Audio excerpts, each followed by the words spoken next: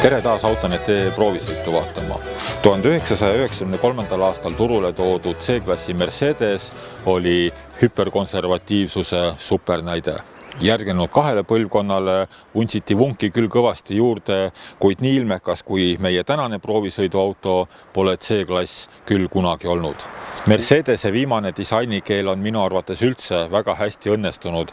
Selles leiab nii leebust kui agressiivsust, nii dünaamikat kui rahulikkust, nii macholikust kui väärikust, selline igaühele midagi värk, just premium-segmendi vääriline. Kui ninad on viimastel Mercedestel üsna sarnased, siis küljed mudeliti erinevad. Siin näeme 2 tagaosas lähenevat liini. Tagumiks sai aga suhteliselt lakooniline, tuled üsna tillukesed, kuid mulle meeldib väga põrkeraua alumine osa, see on tõesti hästi õnnestunud.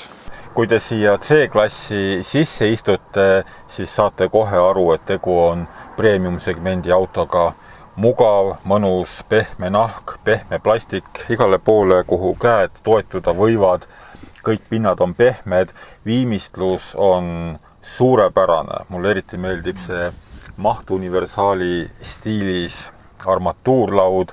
Ainukene naljakas asi, siin on see A-klassist esmakordselt nähtud ekraan, kuigi ma olen hakanud ka aru saama, miks selline lahendus just hea on. Esiteks, neid ekraane pakutakse 2 mõõdus, 8,4 ja 7 tollised. Meil on siin 8,4.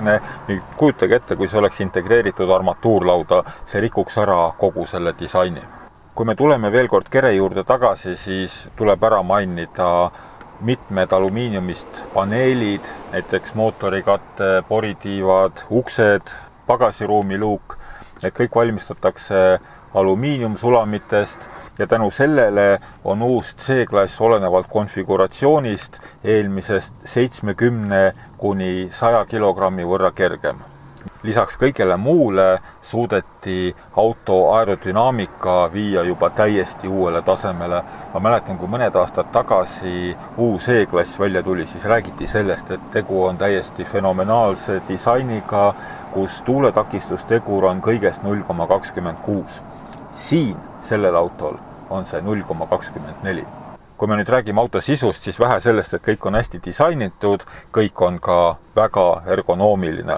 Istmed on mugavad, korraliku küljetoega, lausa kutsub kurve kiirelt läbima.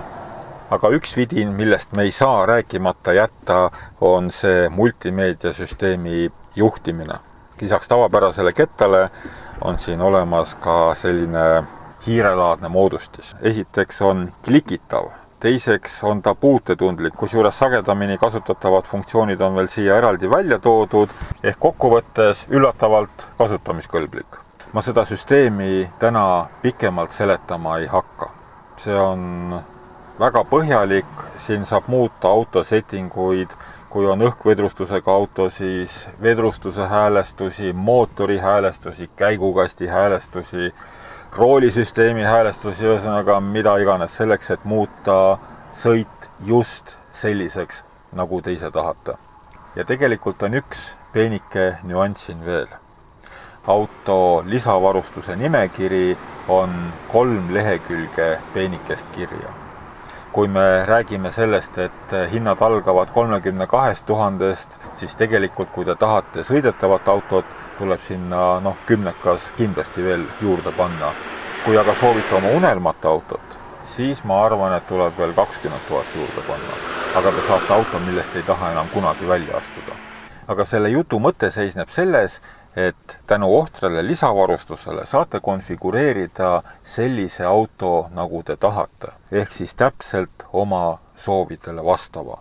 Nii, aga mis siis ikka? Mootor käima ja asume autot sihtotstarbeliselt kasutama.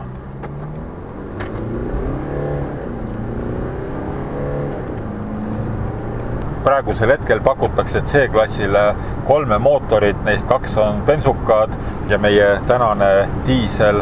Nagu kuulda oli, sõidu alguses kostab mootori hääl kiirendades päris hästi sisse, kuid ühtlase kiirusega liikudes on auto suhteliselt vaikne.